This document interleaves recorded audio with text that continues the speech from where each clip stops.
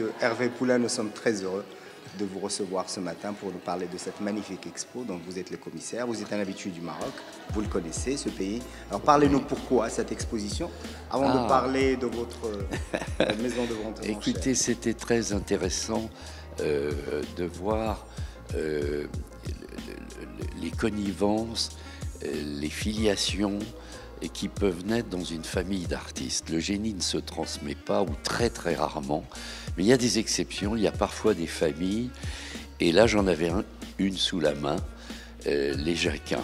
Le père, qui est un artiste multiforme, qui a touché à tout avec bonheur, mais qui a une réputation de cinéaste d'abord mondial.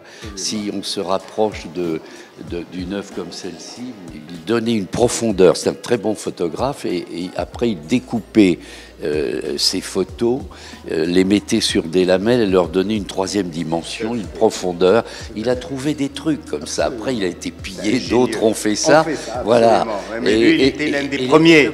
Il était le premier. Quand elle a vu cette photo, elle a dit « Tu m'as volé mon corps ». C'est superbe. Ce qui caractérise un peu cette famille, on le verra en se promenant, c'est que ça n'est pas une œuvre qui se veut porteuse de messages, sinon celui du bonheur.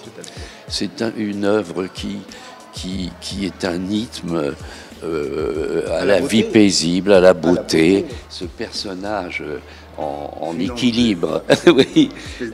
En fait, elle fait voler le plomb, elle fait voler le bronze, ces voltigeurs, ces corps qui dans l'espace, mais à la fois suspension, il donne de la légèreté à la lourdeur. C'est ça. C'est un plaisir de vous recevoir, c'est un plaisir de partager ce moment avec vous, Hervé. Merci beaucoup.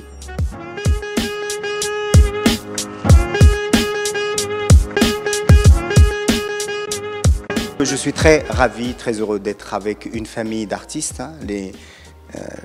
L'art véhicule de manière extrêmement fluide dans cette famille. Et je vais commencer par la plus jeune. Je vais commencer par Julia. Parlez-nous de votre travail. Alors j'ai vraiment souhaité du coup mettre la femme marocaine à l'honneur dans ma série photo. On l'a vu, c'est tellement beau, c'est un véritable hommage. Merci.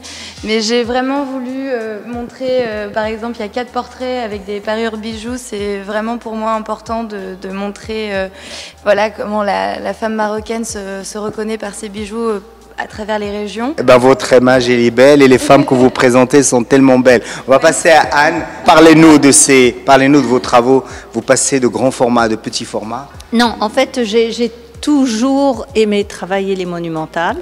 Voilà. Et quand je travaille sur une grande pièce, je travaille d'abord sur des maquettes. Ces maquettes, ensuite, je les moule et je les coule en bronze. Ce sont des pièces que vous voyez là. Voilà. Mais pour vous parler de cette recherche que j'ai faite, je voulais faire quelque chose qui soit un petit peu spirituel, qui soit aussi un peu dans le mouvement. C'est un petit peu le résultat de ma première carrière, qui a été une carrière de danseuse classique et contemporaine.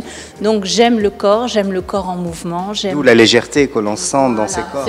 On doit dire que ces hommes ont un peu un corps de danseurs tout de même. Ils sont très longilignes.